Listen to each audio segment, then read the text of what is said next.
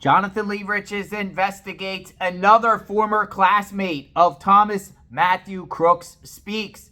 Listen to this clip right here because he shares a lot of information about Crooks right here. Look at this, folks.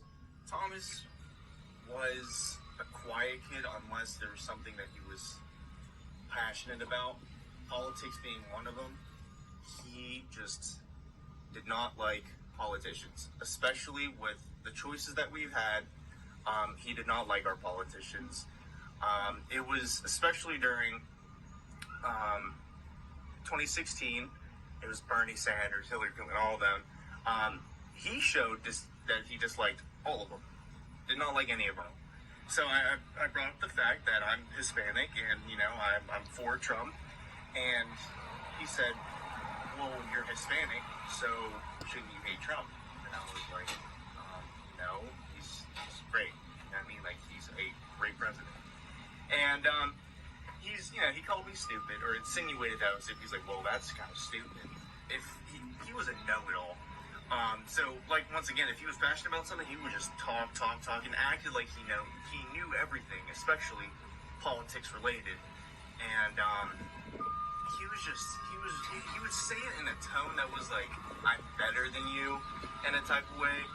And, meanwhile, it's like, dude, we're in the same classes. You know what I mean? We're talking about the same stuff here. And whenever it comes to politics, I mean, at the end of the day, I can agree, you can disagree, I can disagree. We're not even nothing about it. Like, at that point, it doesn't matter. At that point, it's, we're just starting to figure out who we like and all. But, yeah, he was real smug, arrogant whenever he was talking. And whether that was his way to try to make friends or be funny, I don't know. But it got under my skin a lot. So, his friend group,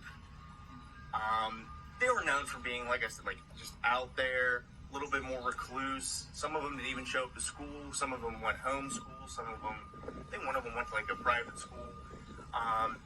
They were definitely the type, and they did make threats to shoot up our school.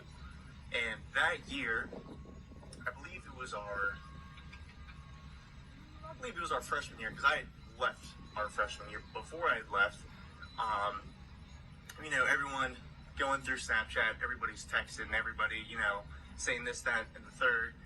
Everybody was saying it was Thomas who made a threat, and it was that friend group. Everyone was mainly blaming the friend group, but a name that kept coming up was Thomas. And he never did anything, you know what I mean? He left school for a couple of days. It wasn't anything like a suspension or anything. It was just a couple of days, he was not severely bullied. Almost nobody knew. So, for somebody who got severely bullied, I'm not going to name names, but I could name you a few students that were severely bullied, and I remember their names. He's not one of them. The signs were there, and somebody definitely had to know. Somebody, whether he was talking to somebody, or somebody either just didn't realize and just overlooked it, somebody should have known, because he was not a loner. And both of his parents being counselors, how do you not see that warning sign or something? Anybody who knew him should have seen something, should have known something was up. And I know it's kind of easy to hide, but people are going to get their affairs in order before they do something this bold and this drastic, and nobody saw it. And why? Interesting, ladies and gentlemen.